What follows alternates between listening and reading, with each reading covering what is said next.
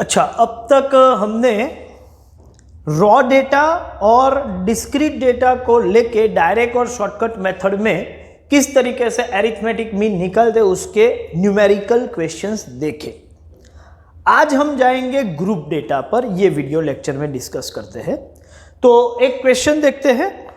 Find the mean marks of the students in the subject of statistics for the following table. Marks है 0 to 10, 10 to 20, 20 to 30, 30 to 40, 40 to 50 और number of students. तो question को देख के पहले तो आपको ये आइडेंटिफाई करना है कौन से टाइप का है। हाँ भाई, ये ग्रुप डेटा है, क्लास और फ्रीक्वेंसी दिया हुआ है। ग्रुप डेटा हो तो क्या करना है, तो देखते हैं। कौन सी मेथड सजेस्ट नहीं की है, लेकिन हम दोनों मेथड से एक्सप्लेन करेंगे ताकि आप समझ पाओ। तो पहले डायरेक्ट मेथड लेते हैं। डायरेक्ट मेथड में जो मार्क्स है वो क्लास है हमारा, और मार्क्स में है 0 to 10, 10 to 20, 20 to 30, 30 to 40 and lastly 40 to 50। अब जब भी क्लास आपको अवेलेबल हो कभी भी, तो immediate next column mid value का बना दो। फ्रीक्वेंसी क्वेश्चन में है, वो लिखने से पहले ही मिड वैल्यू बना दो, क्योंकि क्लास है तो मिड वैल्यू चाहिए ही चाहिए। तो 0 और 10 का मिड वैल्यू 5, 15, 25, 35, 45। उसके बाद नंबर ऑफ स्टूडेंट मतलब फ्रीक्वेंसी, वो क्वेश्चन में अवेलेबल है। क्या है भाई? 10,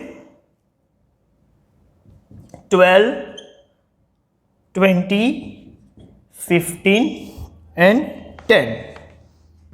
ओके, अब क्या करेंगे सर? अभी ये x और ये f जो डिस्क्रीट में करते हैं सही, f इंटू एक्स, तो 5 into 10, 15 into 12, 25 into 20, 35 into 15 and 45 into 10, ये हर वैल्यू हम निकालेंगे और फिर उसका टोटल करेंगे।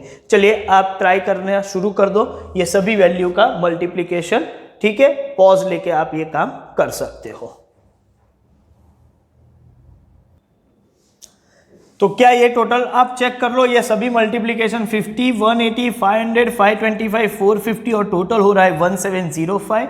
तो ये हो गया आपका सिग्मा एफ एक्स, और ये फ्रीक्वेंसी का टोटल मतलब एन। एक्स बार का वैल्यू है sigma f x upon n 1705 divide by 67, और ये कुछ हो रहा है 25.45।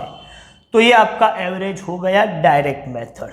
चलिए अब देखते हैं शॉर्टकट मेथड। ओके,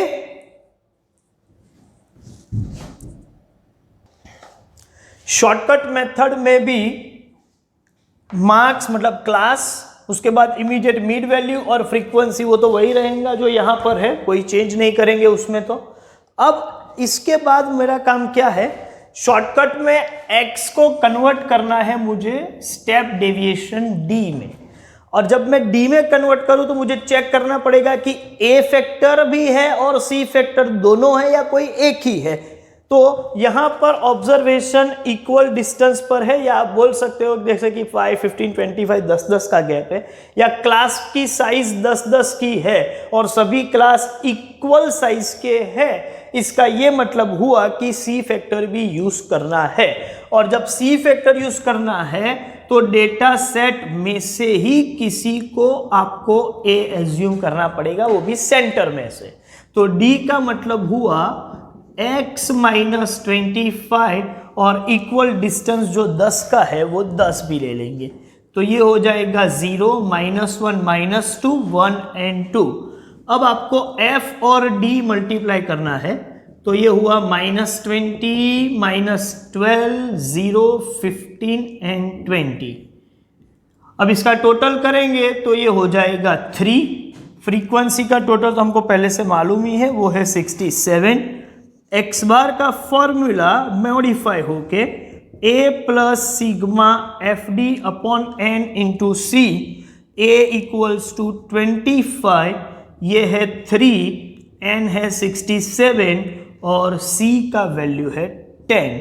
यहाँ 10 इंटू 3 30 डिवाइड बाई 67 मतलब 0.45, तो 25.45 इसका आंसर होगा।